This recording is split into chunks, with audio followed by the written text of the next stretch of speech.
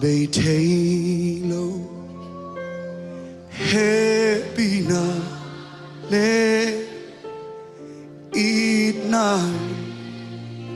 kizon den a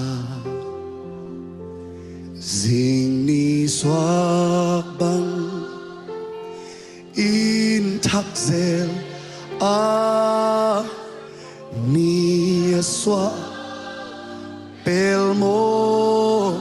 bang it na give le happy na mi hing ta de tunga na bolam dang na te ha in to pa nang kong pa tu hi le vi pa nin nong lam to ha nin phol pan in nong dom to hi pa tôi na le min thân na to kanuna nong ye saki nang na liani nang na hoy hi na it na kito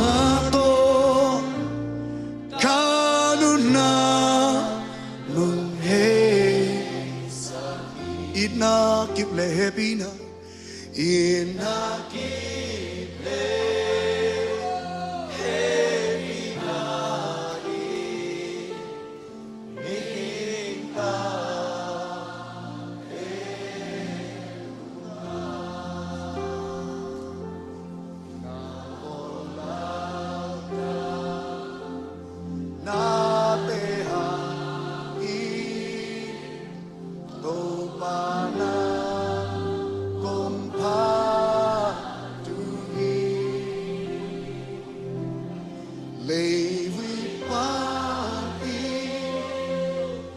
nong lam to min qual pa, nong dom to pa tôi na le min chana to kanuna. Ba tôi na le min chan na to ba tôi na le min chan na to kanuna nong nge oh ya rabaka shakara